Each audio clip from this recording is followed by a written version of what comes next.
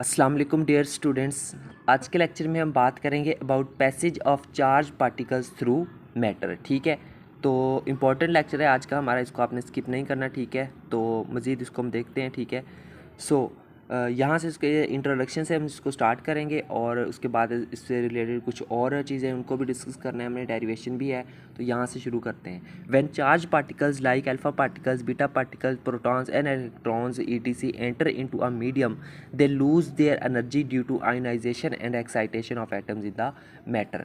यानी कि जब भी हमारे पास कोई भी जो चार्ज पार्टिकल्स होते हैं, कौन कौन से चार्ज पार्टिकल्स होते हैं, अल्फा पार्टिकल्स होते हैं, बीटा पार्टिकल्स होते हैं, प्रोटॉन्स होते हैं और इलेक्ट्रॉन्स होते हैं, ये किसी भी एक मीडियम में जब एंटर होते हैं तो फिर ये क्या करते हैं, ये अपनी एनर्जी को लूज़ करते हैं। किस वजह से? Due to ionisation and excitation of atoms की आयोनाइजेशन और एक्साइटेशन की वजह से मैटर के अंदर। ठीक है, तो ये आप इसके इंट्रोडक्शन में लिखेंगे, उसके बाद इसको मज़ीद देखते हैं। The charge particles either come out of an absorbing material or may be absorb by that material. ये जो चार्ज पार्टिकल्स है ये हमारे पास जो है अब्जॉर्बिंग मटेरियल के थ्रू भी बाहर आ सकते हैं, या फिर जो है वो हमारे पास उस मटेरियल के थ्रू भी बाहर आ सकते हैं। When they are incident on a material, जब उनको किसी भी मटेरियल के ऊपर इंसिडेंट करवाया जाता है। ठीक है, अब्जॉर्प्शन की अगर हम बात करें तो consider a material having thickness D x. फ़र्ज़ कर लेते हैं कोई भी हमारे पास एक मटेरियल है जिसकी थिकनेस क्या है, हमारे पास डी एक्स है। The number of absorb particles per unit thickness, तो number of absorb particle per unit thickness हमारे पास क्या है, उनको हम डोनेट करते हैं डी एन ओवर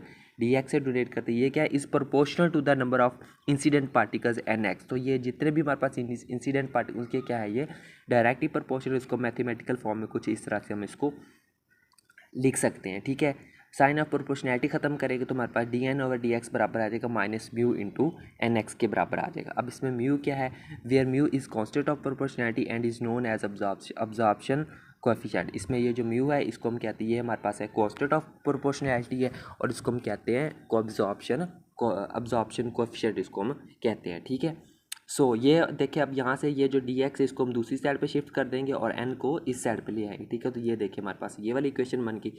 सो अब आगे देखते हैं क्या, by integrating on both sides, दोनों तरफ इंटीग्रेट कर लेना है। तो इंटीग्रेशन यहाँ पे हमने ले ली। ठीक है, सो इसकी जो इंटीग्रेशन है वो हमारे पास आ जाएगी नेचुरल लॉग एन, और जो वन की इंटीग्रेशन है वो हमारे पास एक्स आ जाएगी, तो ये आ गया। और यहाँ पे के क्या है हमारे पास, वेर के इस इंटीग्रेशन कॉन्स्टेंट, के जो है वो हमारे पास इंटीग्रेशन कॉन्स्टेंट है। It's value can be determined by initial boundary conditions की। अगर हमने वैल्यू कैलकुलेट करनी है तो उसके लिए हम इनिशियल बाउंड्री कंडीशंस अप्लाई करेंगे। सो अप्लाई करेंगे x is equal to 0, N is equal to N R. ठीक है, तो ये बाउंड्री कंडीशंस हम दोबारा इक्वेशन नंबर 1 के अंदर इस इक्वेशन में हम पुट करेंगे। ठीक है, तो हमारे पास आ जाएगा natural log N not is equal to minus mu into 0 plus K, और यहाँ से हमारे पास जो के की वैल्यू वो क्या निकला है कि नेचुरल लॉग एन नॉट निकला है। ठीक है, इसी वैल्यू को हम दोबारा यानी कि ये जो इक्वेशन 1 में पुट करेंगे, इस के की जगह पे अब हमने इसकी ये वाली वैल्यू पुट कर देनी है। जब वैल्यू पुट करेंगे तो हमारे पास ये इक्वेशन आ जाएगी। ठीक है, अब देखिए ये इधर प्लस हो रहा है तो दूसरी तरफ जाकर क्या हो जाएगा, माइनस हो जाएगा। ठीक है, अब ये अकॉर्डिंग टू लॉ ऑफ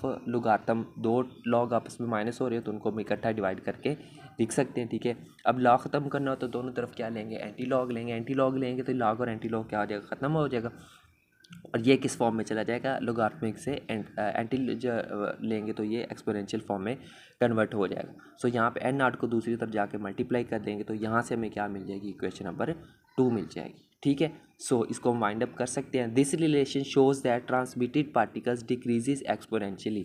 अब इससे हमें क्या पता, इससे हमें पता चलता है कि जो हमारे पास जो ट्रांसमिटेड पार्टिकल्स हैं वो एक्सपोनेंशियली डिक्रीज होते हैं। Where N not is the number of particles, जबकि हमारे पास जो एन नॉट है वो नंबर ऑफ पार्टिकल्स है which are transmitted through matter, जो कि मैटर के थ्रू क्या होते हैं, ट्रांसमिट होते हैं। ठीक है स्टूडेंट, तो ये था हमारा आज का लेक्चर जिसके अंदर हमने जो है वो passage of charge particles through matter discuss किया है, इसकी डेरिवेशन की है एब्जॉर्प्शन के लिहाज से, और इसका इंट्रोडक्शन देखा था। उम्मीद करता हूँ आपको आज का लेक्चर समझ आया होगा। बिल्कुल इजी सा लेक्चर था, छोटा सा लेक्चर था, तो मेरे ख्याल से इसमें कोई प्रॉब्लम नहीं होनी चाहिए। सो मिलते हैं नेक्स्ट लेक्चर में किसी और टॉपिक के साथ, तब तक के लिए टेक केयर एंड अल्लाह हाफिज़।